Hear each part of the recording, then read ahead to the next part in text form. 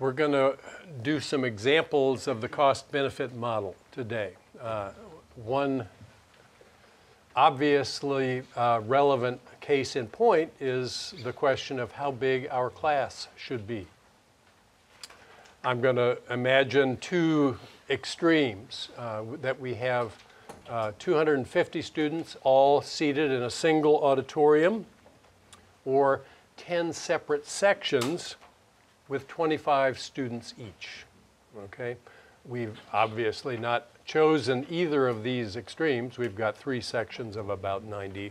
And so treat this as a hypothetical example, but the principles involved in the choice that the school actually did face are exactly the same as the ones that will be illustrated in this example. All right, so 25 per section, 10 sections, or 1 section with 250. Let's take as given the evidence that students learn more effectively if the sections are smaller. I have some experience with this. I have taught small classes. For many years, I taught the introductory economics course in the Arts College in Uris Hall, where there were 360 students all seated in the same auditorium. The smaller sections I've taught have not been as small as 25 typically, but they're smaller than the sections we have here. So I've got experience on both sides of the solution that the Johnson School has chosen. And I can say that although the evidence is clear that smaller sections help, it's not clear that they help a lot. The finding I can report to you personally is that the freshmen, I don't know if they're as smart as you are or not. I don't have access to their private data. You're a highly selective group, but so are they. They're younger than you by about 10 years. They're less experienced, but the scores they get on exams very similar to the exams that Johnson School students take are almost exactly the same in terms of distribution. They've been in a section with 360 students. You're in a much smaller group than that. So if there's an indication that being in a smaller section helps, the amount by which it helps can't be enormous, at least on a superficial reading of that evidence. Again, it's not definitive. But let's take as given that there is a benefit. Whether it's large or small, we'll leave open as a question. If there's any benefit, why isn't the uniquely correct solution to have small sections, 25, or even, why not just private tutorials for that matter? I'll meet with each of you, or we would have to hire more of me to do that. The answer is that it would be much more costly if we had smaller sections. So it's a cost-benefit question. You get something you like when you have smaller sections, but it costs more to make the sections be smaller. Okay, this is just a standard illustration of what we call the scarcity principle. I like the more common name for it, the no free lunch principle. If you want something, you got to give up something else to get it, or else you were being inefficient in the first place. But if you're working at capacity, you want to expand production of one thing, you got to reduce production of something else. There's no limit to the things we want, and so if you want to satisfy a need in one domain, that means making do with less in another. Microeconomics is all about this trade-off problem that we confront in every domain. That's why they call economics the dismal science. Life is nothing but one bad choice after another, if you look at it strictly in the economic framework. We assume that people are rational when they apply the cost-benefit framework, not because we think they really are rational, but it's really more a statement about here's what a rational person would do if confronted with a choice involving the scarcity principle. It's a normative model. It's a descriptive model some of the time. That is to say, sometimes people are rational And so if we use this model to predict what people will do, we'll get the right answer, but not always. That's going to be one of the themes today. The cost-benefit analysis framework is the same as the one I introduced to you yesterday. We'll frame the question in generally as, should I do an activity? Activity X, whatever X might be. Should I go see Casablanca tonight? Should I go get dinner at Hazelnut Kitchen tonight? It's an activity, whatever it might be. C of X is the cost of the activity. B of X, the benefits of it. The cost-benefit principle quite simply says, if the benefits are greater than the cost, do it.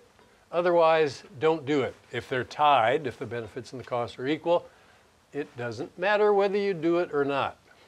If you do it, you'll have the same result as if you don't do it in terms of overall economic well-being. Okay, so let's use that framework as a guide to thinking about the question I posed at the outset. Should we make the class larger? Why would we want to do that? To save money. Why wouldn't we want to do that? Because it would make the learning environment worse. We want to weigh the costs and the benefits. Okay, so what's a concrete starting point for how to measure the benefits of making the class larger? It's possible to come up with a reasonably precise estimate of how much money we would save if we did that. So I'm going to call it B of X, sticking with the convention, and I'm going to call C of X the amount you'd be willing to pay collectively to avoid the bad outcome of the diminished quality of the learning environment. That's much more vague.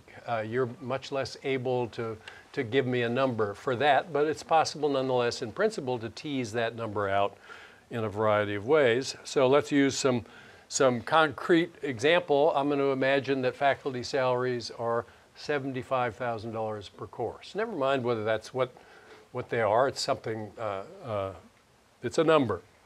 If we have students of different sizes, classes of different sizes, we can compute easily the per student share of that faculty cost to offer the course. So if there's one section of 250 students, we just divide 250 into the cost of the faculty member and get $300 per student. That's how much you'd each have to chip in order to pay for the professor's salary to do the course for you.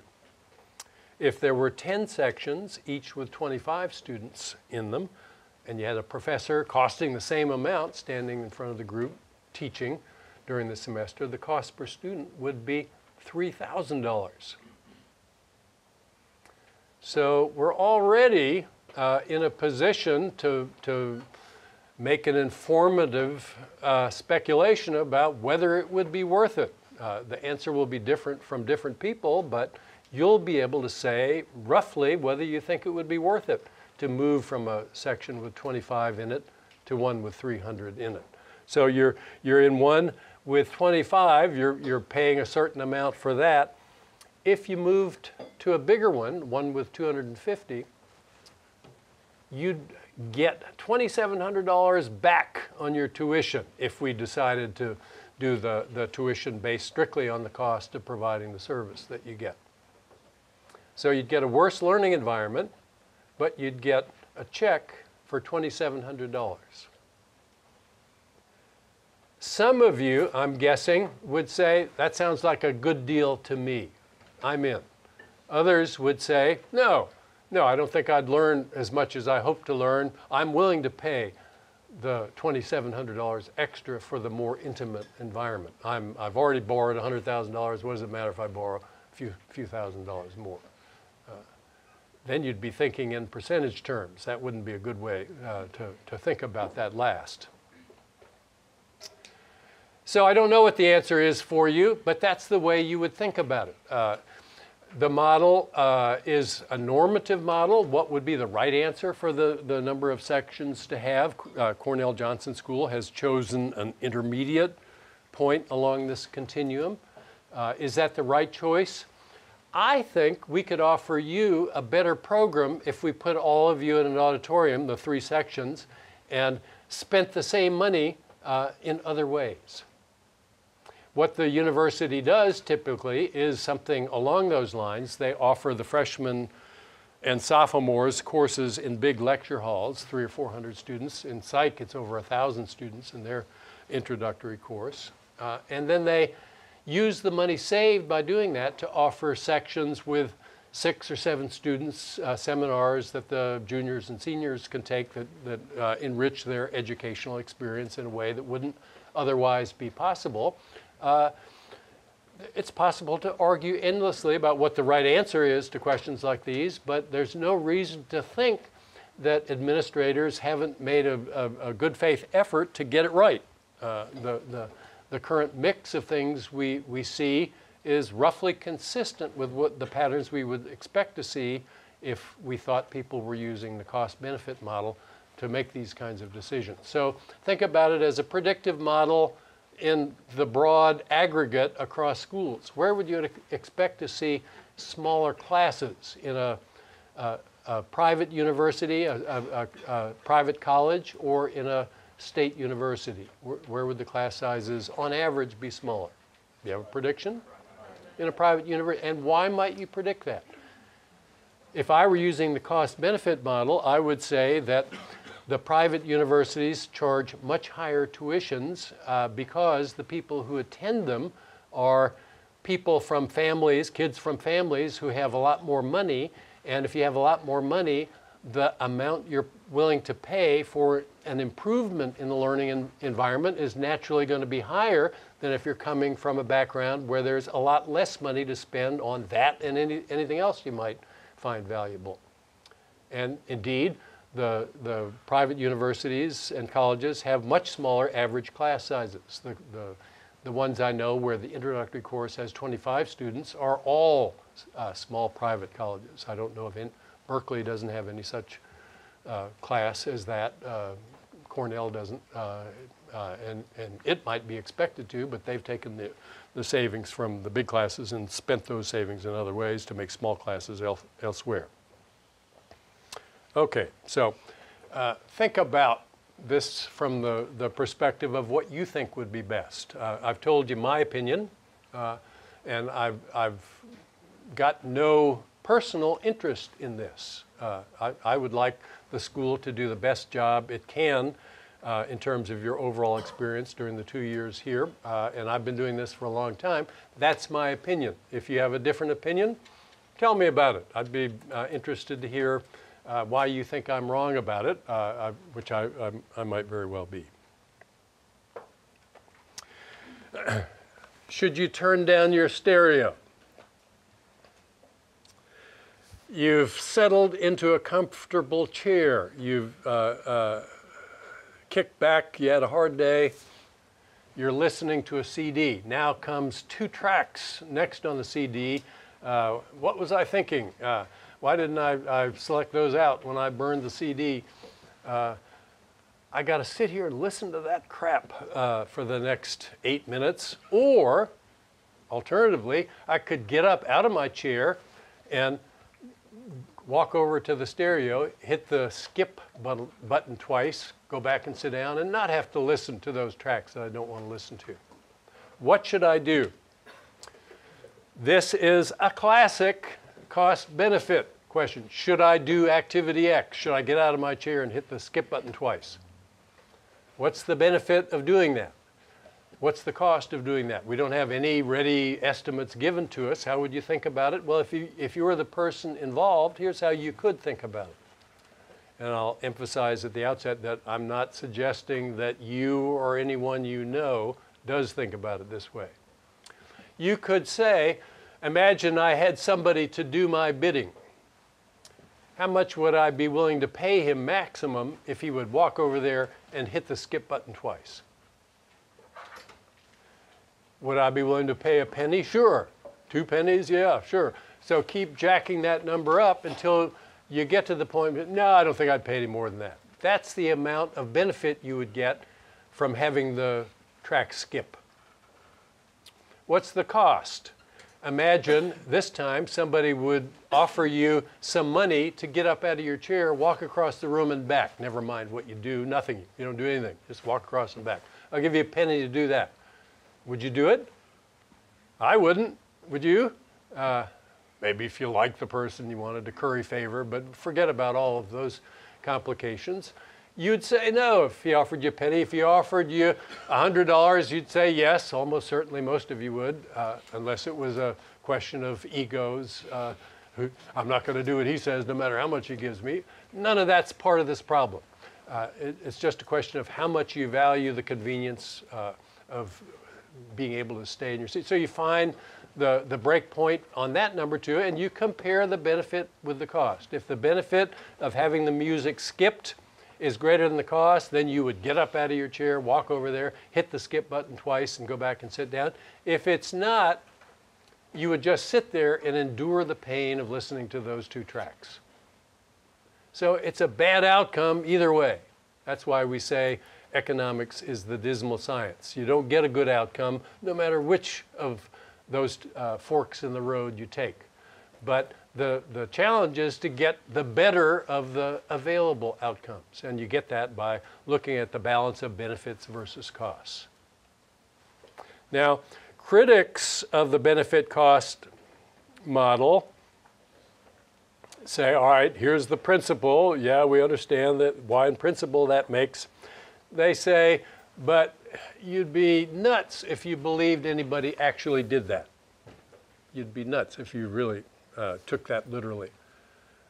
Has anyone in the room today conducted a mental auction to figure out how much he or she would be willing to pay to get up out of his chair, walk across the room, and come back and sit down? Do you know anyone who ever has done anything like that?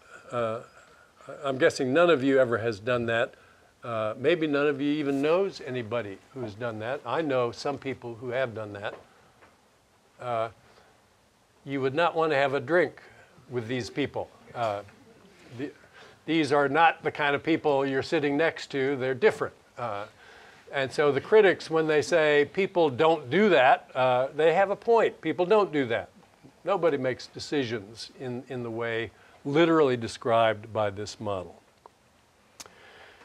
But the defenders of the cost-benefit model, if they're trying to use it as a predictive model, which it may or may not be appropriate for in all circumstances, they say it's often appropriate to model people's behavior in this way because they behave as if they were deciding in the manner described.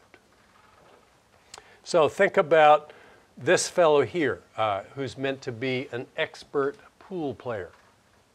He's won multiple tournaments at the national level. How do we model his behavior? He's confronting his turn. The balls are arrayed on the table. He's got to figure out which shot to take, how to take it, how to line things up.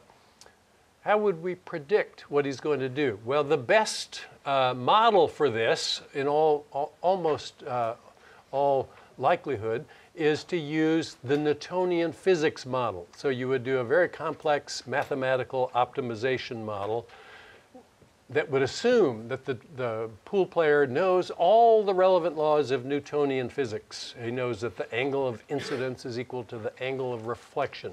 He knows about conservation of angular momentum. He knows about elastic collisions. He knows about friction coefficients and all the rest. And he would sort of feed all the data on the table into the model and figure out what the optimal shot would be. And if you use that model to predict what he would do, you'd come surprisingly close to what he actually did do. Why? Because he's had so many years of experience and detailed feedback on decisions that he's made that he actually does know the laws of physics. He maybe never got out of high school, doesn't know the names of any of them, but he behaves certainly as if he knows those laws. So that's one defense of the cost-benefit model. It sounds totally preposterous as a description of what people do, but if people are experienced in a domain and have gotten detailed feedback over a long period of time, maybe they behave as if they were doing what the model suggests. But most of us make many decisions in domains where we don't have a lot of experience, to say the least, and we've gotten even less meaningful feedback from the experience, limited though it is, in those domains. And so it's not safe to assume that we will behave as if we know all the relevant laws that would govern the rational decision. In fact, there are vivid examples of people who seem to be making decisions in a way that, by every indication, is not, strictly speaking, rational.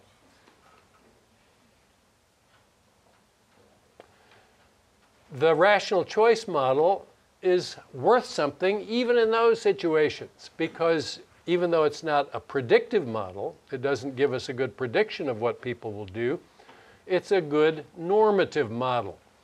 It says, properly applied, you shouldn't fix your truck like that.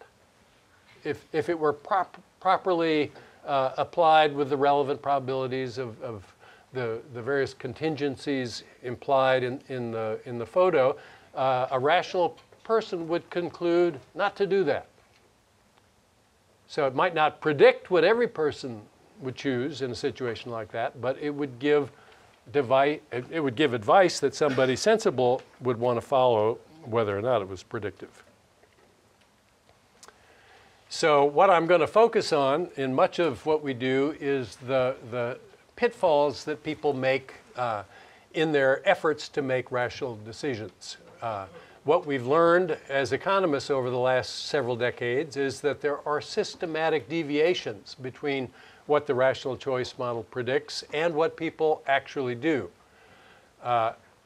In the early days, people criticized me for focusing on material of this sort. They said things like, it's hard enough to learn the rational choice model. How can students possibly learn it if you're confusing them by showing examples of people who don't follow the rational choice model? That sounds like a cogent criticism, but in the end, it's misguided. Experience has shown that if we give you a test about the rational choice model, what does it say to do in this situation or that situation, people score much better if they've been shown the situations in which they're systematically likely to deviate from the prescriptions of the rational choice model. Learning about the ways in which you and I have a tendency not to behave rationally actually helps us master the principles of rational choice more effectively. So that's why I'm going to focus our attention on these. If I just showed you things you already automatically have an instinct to do, it wouldn't be worth much to you in any case. Okay, one pitfall we've already seen, that was in the three examples I put up for your consideration yesterday. People tend to measure costs and benefits in percentage terms rather than in absolute amounts, and often make mistakes because they do that. Those were the examples involving the decision whether to buy the clock radio downtown for $10 rather than spend $20 at the campus store, whether to buy the computer downtown for $2,500 rather than $2,510 at the campus store. The tendency to answer those two questions differently is irrational. That's a pitfall, and it's one that we'll encounter again. You've already seen it, and so I'll move to the second one, which is ignoring implicit costs. So if you're going to do an activity, activity X, often that will mean that you won't have a chance to do some other activity. If you come to the Johnson School, that means you can't go to the University of Kentucky. And so one of the costs of coming to the Johnson School is the value you would have assigned to going to the University of Kentucky. And you want, if that's your next best alternative, you'd want to take into account its value when you were deciding whether to come to the Johnson School. Let's suppose that you valued one education more highly than the other. That wouldn't be definitive about what you should do. You should compare the value of the highly valued one with a less highly valued one and compare the cost of the two, and then look at the surplus you would get in the two cases. So you make bad decisions often in this situation because you don't look at the other thing you could have done if you hadn't done activity X. Let me see what Matthew wants to ask. In this framework, is the decision you don't make, or the next best decision is the one that matters, right? Yes. The question is, what's the value you give up by doing X? It's the most valuable thing you could have done besides X. It's not the sum of all the things you could have done besides X, because you can't do all those things. If you could do more than one other thing, you'd add up the values of those. Okay, implicit costs tend to get ignored because they're something that doesn't happen in the sense that an implicit cost is a benefit you don't get. And if you're familiar with the Arthur Conan Doyle tale, Silver Blaze, this is one of the Sherlock Holmes tales, the details are instructive. Holmes is called in because the local constables are unable to solve a murder case. Somebody was murdered on an estate. The estate had some stables. The inspectors can't figure out what to do next, and so they consult with Holmes. Holmes does a thorough inspecting of the premises, and as he's about to leave, the local constable says, "Was there anything else, Inspector?" Well, yes, there was the matter of the dog in the nighttime, says Holmes. And the local inspector gets panicky. Dog in the nighttime, my notes show no mention of any dog in the nighttime. And Holmes says, exactly. And his point, it turns out, was that the owner of the estate had a dog that bedded down at night near the stables. The murder took place near the stables. The dog did not bark during the nighttime, from which Holmes concluded that the killer was known to the dog. Otherwise, the dog would have barked. The dog in the nighttime referred to what the dog didn't do in the nighttime. That's why we think Holmes is smart, because he noticed something that didn't happen. And costs that you incur because you don't get a benefit are implicit costs, and people tend not to notice them, even smart people. So if you want to avoid that pitfall, here's some advice. Translate the question that we asked initially, should I do activity X? Instead, ask yourself, should I do X or Y? Where, to return to Matthew's question, Y is the best thing available to you besides X, whatever it might be. Should I do X or Y? If you pose the question that way, you can't possibly forget to consider the implicit cost of not doing Y when you make your decision. Okay. Should you go skiing today? This image I took from Greek Peak's website. Greek Peak is 17 miles from here. Many of you will go skiing there while you're at the Johnson School. If you've never skied at an eastern resort, you'll be disappointed when you see it. It's not Alta. It's not like the elite ski resorts of the Rocky Mountains. It's quite different. It's about 900 feet of vertical drop. You ski on big blocks of ice some part of the season. But mostly they keep the slopes in good shape, and it's close by, and you can go there and come back in a couple hours. It's a resource. Should I go skiing today? Some of you confront this very decision. Suppose, and I'm going to again pull numbers out of the air, suppose you can say confidently that a day on the slopes would be worth $50 to you. That's what you'd be willing to pay for that experience. The charge for the day, again, I'm making these numbers up. It's a student package, a discount, $30 all together. Lift ticket, bus ride over there and back, and equipment. Should you go skiing today? You don't have enough to answer the question unless you know what else you could do today.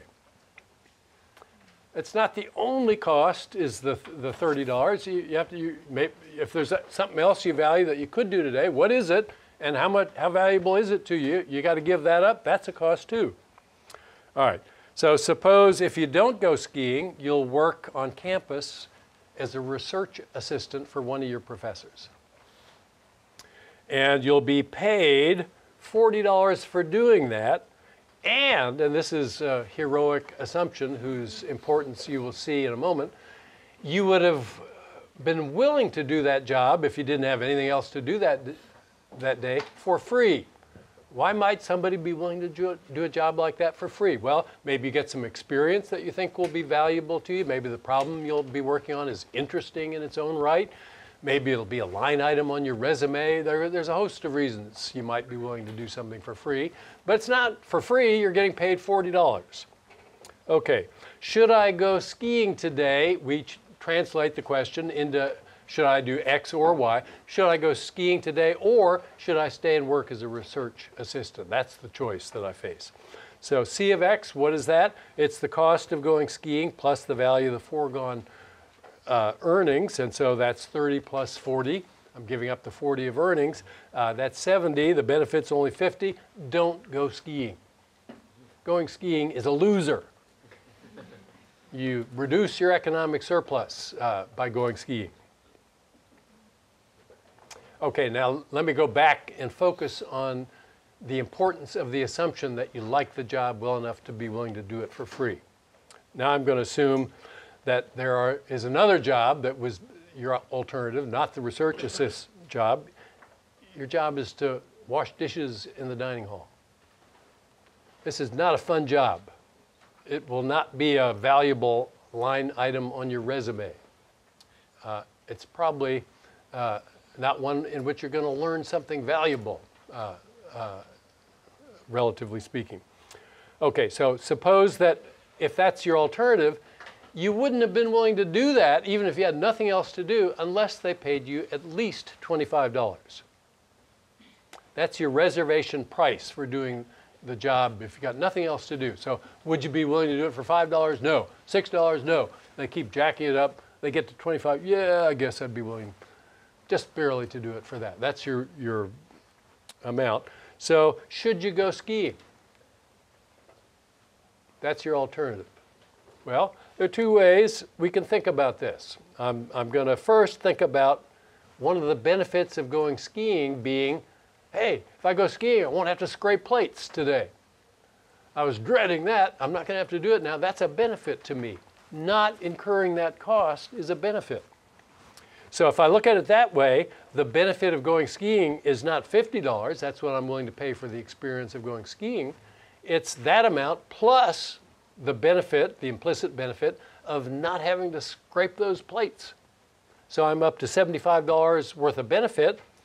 The cost, it's the same as I was reckoning in the previous example. It's the $30 charge for the equipment, bus fare, and lift ticket, plus the $40 of foregone earnings. I come up with $70 worth of cost, benefit $75. This time, it's worth it for me to go skiing. I get $5 of economic surplus if I go skiing. Why is it worth it to go skiing now? Because what I have to give up isn't worth as much as before. The job I was giving up in the first version of the example was worth more to me than the job I'm giving up here.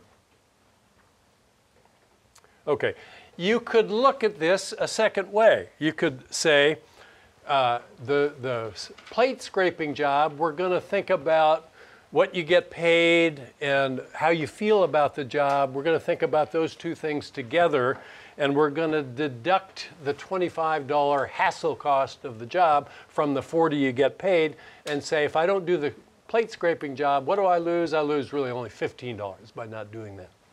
So if I look at it that way, then the implicit cost of not working in the dining hall is only $15 a day. Add that cost to the $30, I get $45. The benefit is $50. And lo and behold, it's the exact same result. You should go skiing. You get $5 worth of economic surplus if you go skiing compared to if you don't go skiing. It makes no difference which way you think about this problem. Whether you think about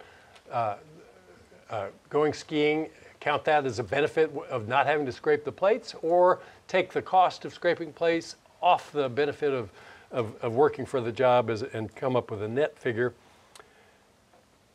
Do it one way or the other, though. Don't count it twice. If you somehow do the net calculation and add the benefit onto the going skiing side, you're going to get the wrong answer. George. Sorry, can we also like include like the benefit of going to skiing, like the joys that we receive, like there? That's in the $50. That's why you're willing to pay $50 to do it. Yeah, that's what that number is meant to stand for. If it costs like $50, but for me it's worth like 100. Then I would use 100 instead of 50.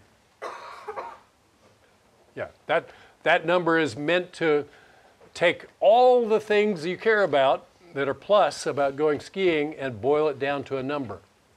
How much would you be willing to pay for that experience? And so if you get joy from doing it, obviously you pay more than if you get pain from doing it. What happens if they're equal, if the costs and benefits are equal? Then it doesn't matter. It's interesting, though, when people are in that situation, they don't act as if it doesn't matter. So if there's the fable of Buridan's ass. The tale is of a donkey. He's hungry. He's not eaten for a long time. He's standing in front of two identical bales of hay. And he can't decide which one to eat. And because he can't decide, he delays and he delays, and ultimately he starves to death. Probably none of you would do that if you were faced with two identical morsels of food. You'd say, all right, I'm going to eat this one if you had to choose. But in fact, people do have enormous difficulty deciding what to do when the alternatives are very close in their mind. So if you were choosing between two schools, if they're really close, it doesn't matter which one you go to. Flip a coin. But that's not the way people feel. They're high anxiety when they're in that situation. So I'll return to that.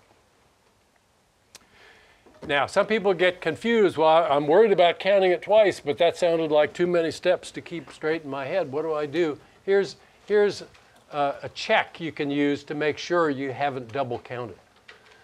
Treat each situation as if it were in isolation in a universe all by itself. So I could go skiing or I could not go skiing. Never mind what else I might do. How much surplus would I get if I go skiing? Well, in the numbers I gave you, you would get 50 benefit, 30 of cost. That's 20 in surplus. If you had a research assistant's job, how much surplus would I get there? Well, I'd get 40 of benefit. That's the salary. And there's no cost, because I'd be willing to do it for free. I get 40 of surplus there. Work as a research assistant. If I'm in the plate scraping thing, I could do it plate scraping as a benefit, not scraping plates as a benefit of going skiing. And I could do it the other way. Just do each of them separately. Go skiing, what's your surplus? Go work in the dining hall, what's your surplus there? Whichever number is bigger, do that. Okay? That's how you can be sure you didn't make a mistake of this sort.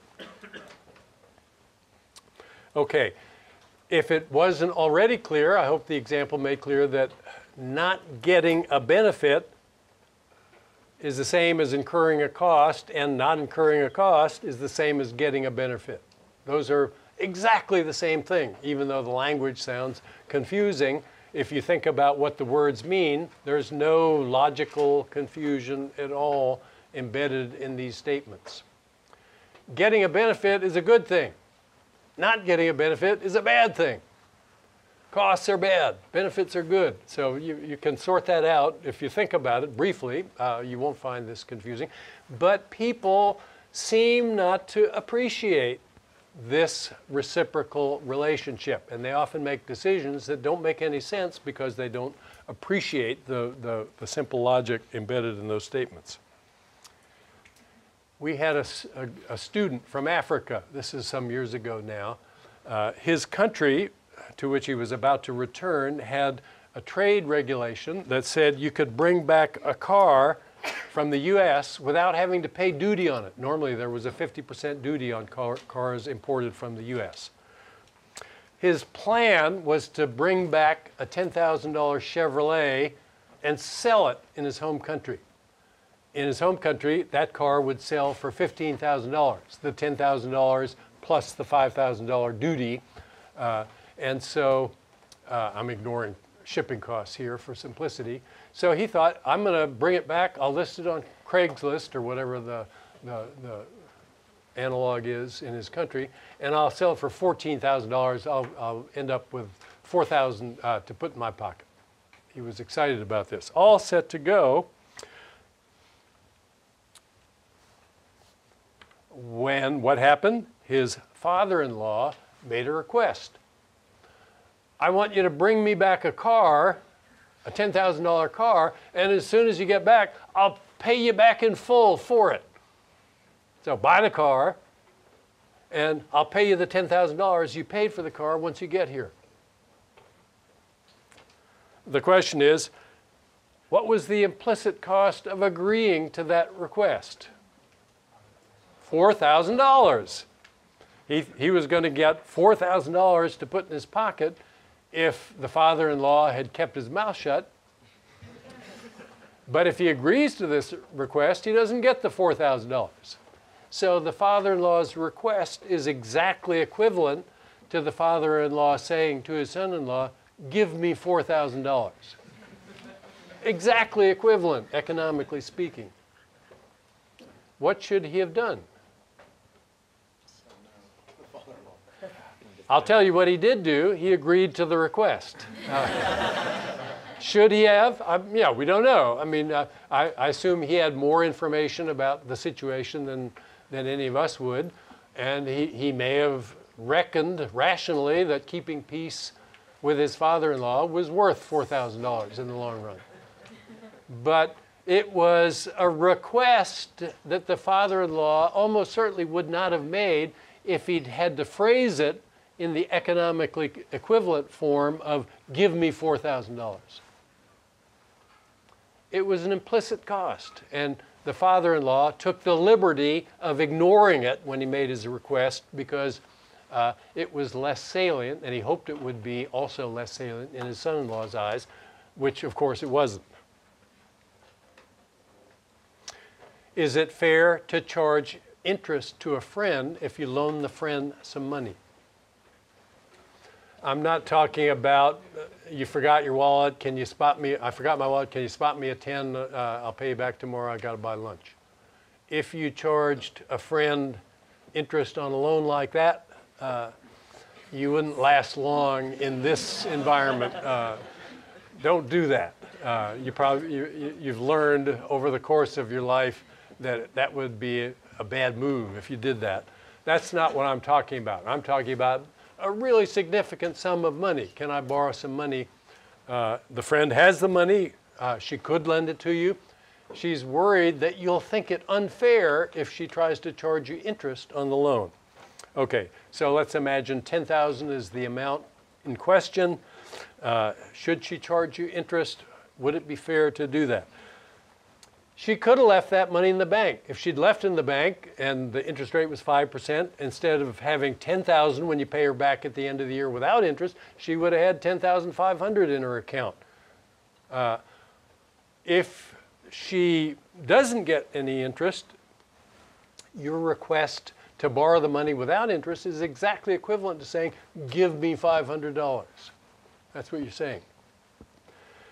I tell students to read advice columnists. Does any of you do that routinely? Amy Dickinson is a good one. She's in the Ithaca Journal. Most people probably don't read that. If you read Slate, Dear Prudence is a capable advice columnist. I tell students to read advice columnists because almost every question they get requires the advice columnist to do a cost-benefit analysis. Oh, some some jerk has done this or that, what should I do? And the alternatives usually involve a weighing of costs and benefits. And the good advice columnists are amazingly good at getting it right, I think. That's why it's interesting for me to read them. The Dear Prudence letters in Slate focus disproportionately on women who write in with jerk boyfriends who did X, what should I do? The analysis usually proceeds for a few paragraphs, and then she says you should dump them. And that usually seems like the right answer based on what he did and what that reveals about the likely future course of events. But I used to tell students to read Dear Abby. Dear Abby was the best advice columnist. Really one of the first to make that a medium that people paid attention to. And she got a letter once. There's the letter. I won't read it in full. I'll paraphrase it. A guy from Ohio writes in and says his daughter wants to borrow money to buy a house. She and her husband have plenty of money, but it's not liquid. So what they want to do is borrow money from me to buy the house. He thought that's fine. He sent her an agreement that specified a repayment schedule, principal plus interest. She sent back the agreement with the interest crossed out. What should I do? He wants to know.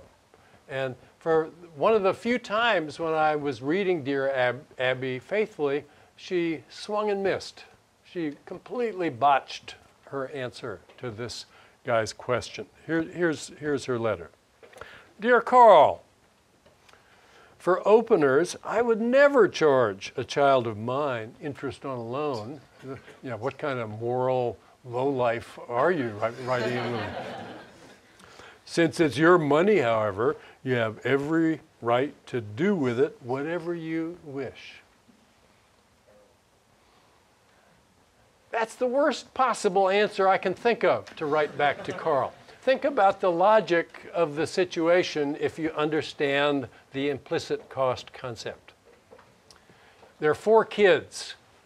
Oldest daughter has money, we're given to understand.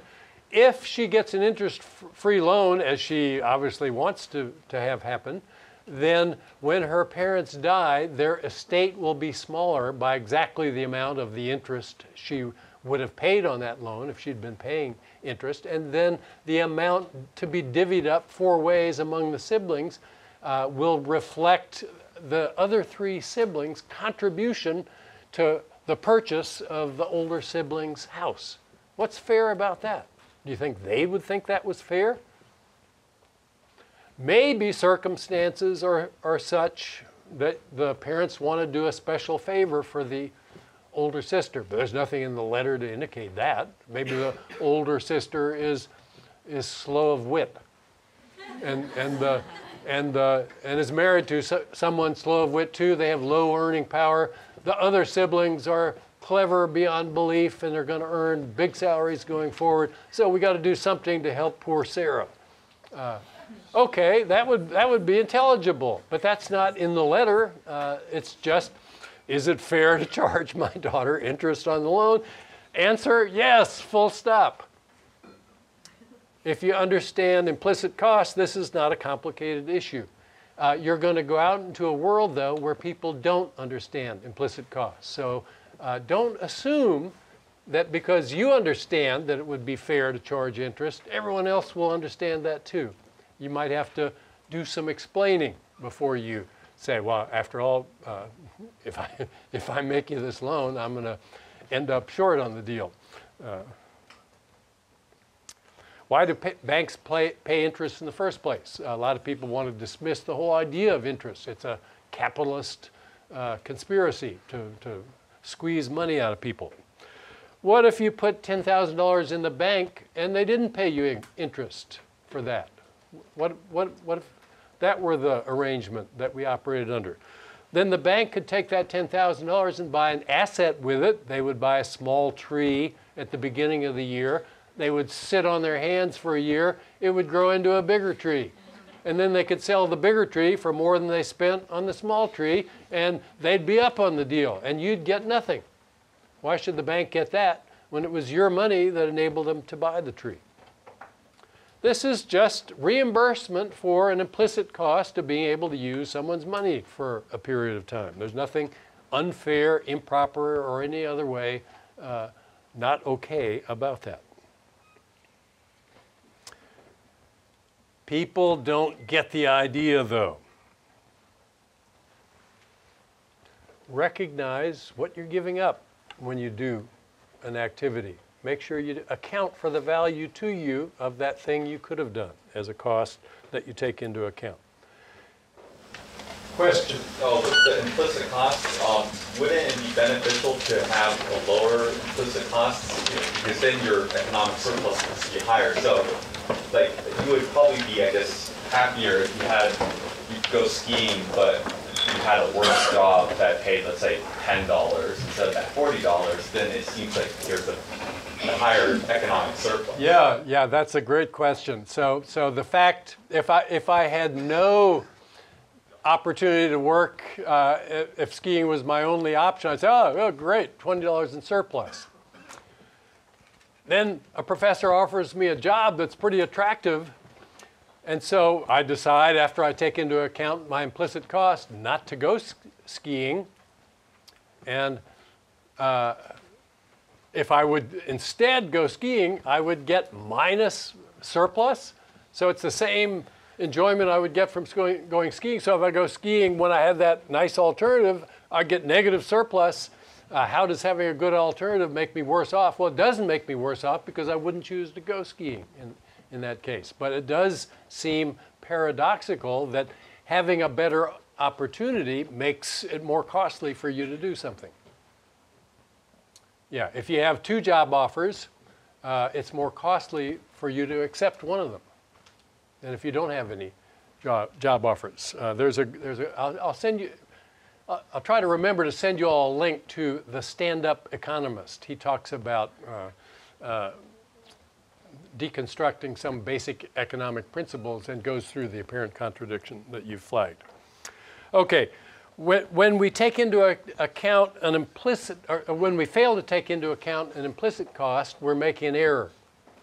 We don't factor that cost into our calculation. We should. There are other costs that we take into account that we should not take into account. And that's the case when we talk about what are called sunk costs, costs that are beyond recovery at the moment we make a decision. Those costs should not influence what we decide to do.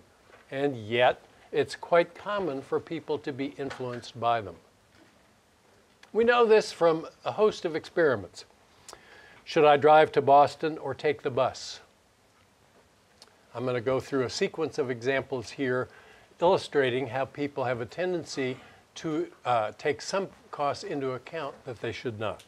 All right, so you've got a trip coming up to Boston, 250 miles round trip. Your question is, should I go on the bus or should I drive my car? So should I do X or Y? You're completely indifferent between the two modes of transport except for how much it costs you to do each one. So you can't say, I like driving so much, I'd really rather take my car and would be willing to pay extra to do that, or I like the freedom of being able to sleep on the bus, which I can't do in the car, I'm willing to pay extra. None of that complication is in this example. It's all equal in terms of how you feel. Bus fare is $100. So you know what the cost of the bus trip will be. What you don't know is how much it's going to cost you to drive your car. And so you try to gather some data. You have a late model car. It's the same one you rented when you flew to Utah last winter.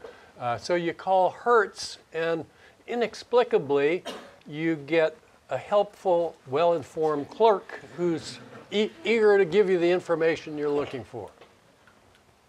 And she tells you, yes, sir, we have that model of car still in our fleet, and here's the cost breakdown we use when we estimate the cost for operating this car for a typical 10,000 mile driving year. We figure insurance is $1,000, interest on the loan for the car, or the opportunity cost or the implicit cost of the investment we have tied up in it is $2,000 for the year. Fuel and oil, another 1,000. Maintenance, another 1,000. Total for the 10,000 mile year, $5,000. Oh, thank you very much. You go back, you get out your calculator, you divide $5,000 by the 10,000 mile year that she was reporting on, the typical driving year, and you come up with 50 cents a mile, and you apply that figure to the 250 mile trip and come up with $125 cost for the car trip, and you conclude, well, it's going to cost me more to drive than to take the bus. I'm taking the bus. What if you do that? If you do that, you have committed the sunk cost fallacy. Why? And I wouldn't necessarily expect everyone to know which costs are in which categories, but I'm going to tell you. So if it came up on a quiz, you would have some warning about this. You look at the various costs on that list, and there are two of them in particular that are good candidates for sunk costs. They don't vary with the number of miles you drive each year. So that means if you take the trip or if you don't take the trip, these costs are going to be the same, and you're going to incur them no matter what. They're sunk costs since you own the car. It's only the fuel and oil and the maintenance that vary with the amount you drive, and so those numbers will go up proportionately if you extend your mileage by taking this trip. The other ones will not. And so if you look at the variable costs, the oil, fuel, and maintenance costs, those sum to $2,000 for the 10,000 miles. That's 20 cents a mile. And that means for the 500-mile trip, it's only going to cost you $50 to drive to Boston. That's half as much as the bus fare. So if you don't care other than the cost of taking the trip one versus the other mode, you're going to say, wow, it's really way cheaper to drive than to take the bus. But it's easy to see how somebody might get that wrong if they took those irrelevant costs into account, which people have a tendency to do in situations like this. We can make this question more complicated. I don't like to do this. You'll notice that when I give you examples to illustrate a concept, I strip out most of the extraneous noise. That's not an accident. I think it's easier to see the guts of the idea if as much of the noise as possible is stripped away. I teach in the Cornell has a program. It's called Cornell Adult University. You've probably never heard of it. They ask professors to do it. If they ask me more than a year in advance, I usually say, okay. And then when the date draws near, I say, oh, why did I agree to do that? And then I do it, and afterwards, oh, that was fun. These were really nice people. I hesitate to call them old because some of them are younger than I am. But they're mostly old people,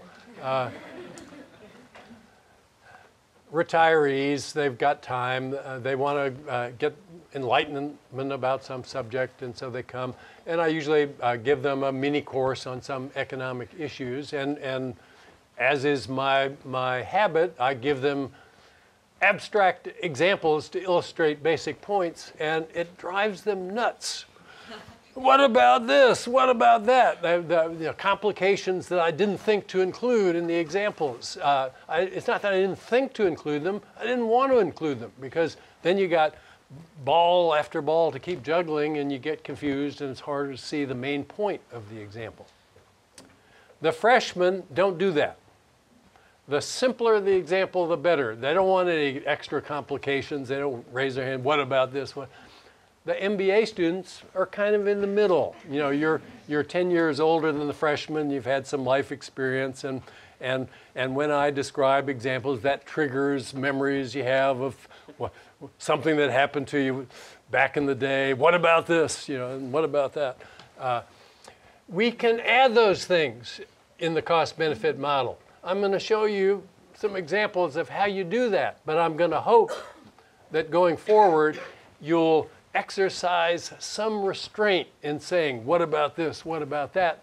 Consider the possibility that I considered the possibility of saying, what about this and what about that, and decided not to do that. Okay, you're willing to pay $60 to avoid the hassle of driving. That's a complication. Is it realistic? Sure. I hate to drive on a trip like that. I'd much rather sit there and read on a bus. So sure, that's a totally realistic complication to add. If you add that complication, it changes the outcome of the decision. Now, the cost, the cost is going to be 110 and not 50, and so better to take the bus. You know, you would expect adding that complication to tilt the decision in the direction of taking the bus. And if the hassle of driving is big enough, it inevitably will tilt the decision over the edge to taking the bus. Nothing complicated here. That's normal. You want another complication? I have one. How would your answer to the question posed in this example be different if the hassle of driving is not $60, but only $20?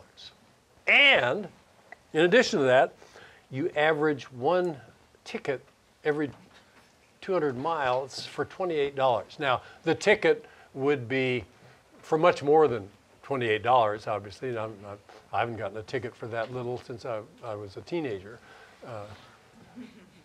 But you wouldn't get one every 200 miles either. You don't get many tickets over the course. But on average, let's suppose that this is what it is.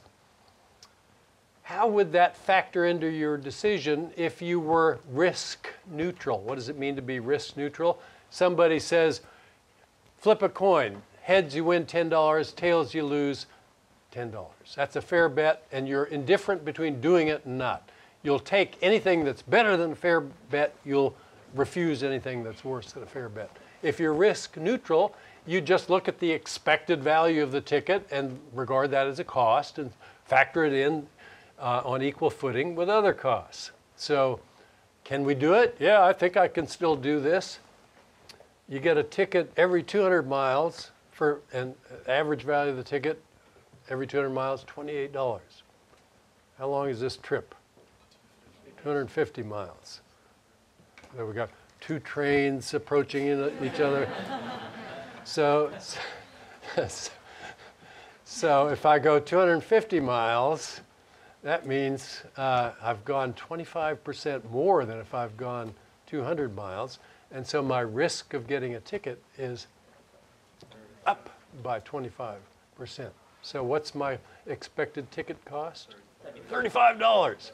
So $50 bus fare, $20 hassle cost from driving the car, $35 expected ticket cost. What's the total cost? $105. What should I do? Take the bus. Anybody have another complication you want me to consider? What? What about comfort? Yeah, comfort. Yeah. What about Wi-Fi? I'm willing to pay extra for Wi-Fi, which my car doesn't have yet.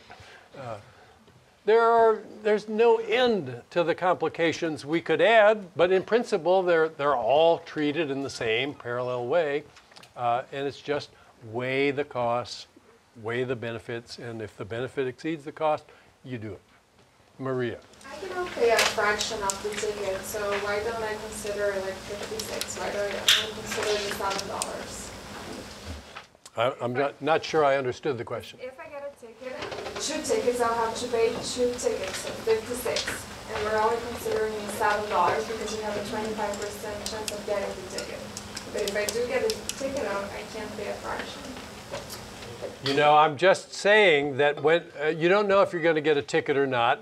If you take this trip, almost certainly you won't get a ticket, but you might.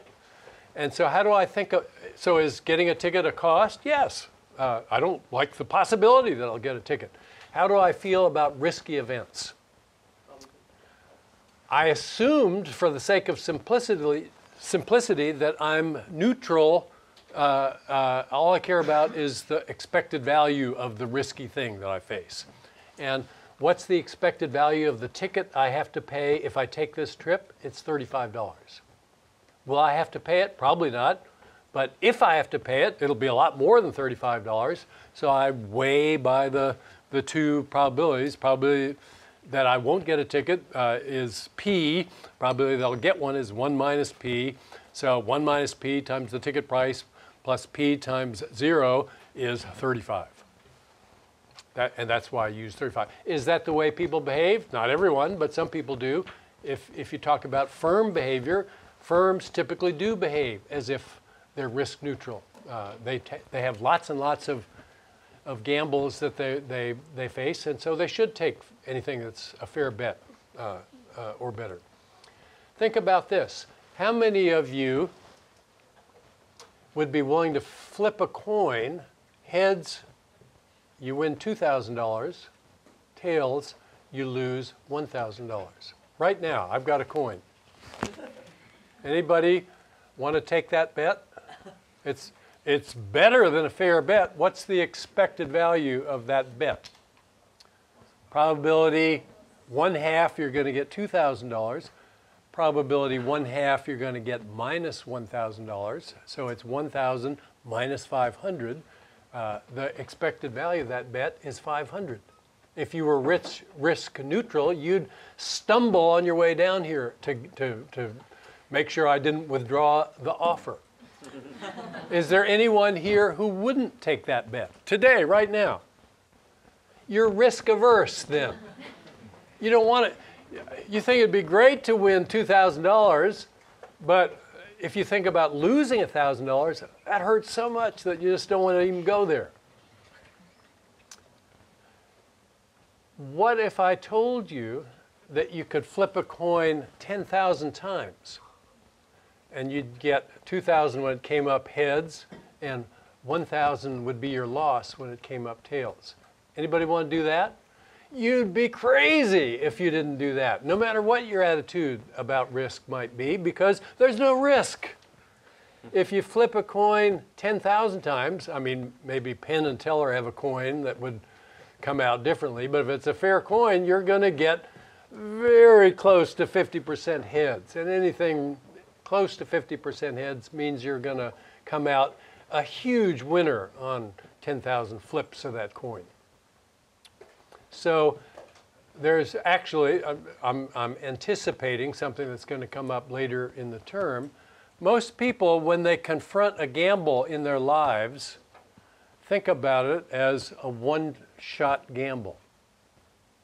Would you flip a coin, heads you win 2,000, tails you lose 1,000, and they don't do it. But here's what you should consider instead. In the course of your life, you're going to come up against thousands of gambles like that. One example would be, should I get rid of the deductible on my insurance policy? Or should I get rid of my collision insurance on my old car? Well, what if I get in an accident? Then I'll lose $4,000, the value of the car. Well, if you don't get an accident, you're going to pay $1,200, and that's the insurance company's got to charge you more than they expect to pay you, or they're going to go out of business. So that's a fair bet for you to get rid of that insurance policy and just take the gamble. If you take that gamble plus the many thousands of other gambles you'll have of just that sort all through your life, it'll be like flipping a coin 10,000 times. Heads, you get 2,000. Tails, you lose 1,000. But people can't take that longer view. They are prisoners of the immediate. And so, you know, I've been married for 33 years. I have still not been successful at persuading my wife why it doesn't make sense for us to have collision insurance on vehicles older than a certain age, or on any vehicles really for us, because we can be our own insurance company for things like that. You should buy insurance for the things that are too expensive for you to deal with on your own. People insure their bikes against theft, but they don't buy liability insurance to insulate them from the lawsuit when somebody slips and breaks his neck on your sidewalk. That's bad decision making. Anyway, we can make these models as complicated as we want to make them, but in general, I'll try to keep them simple just because you'll get a clear sense of where we're going.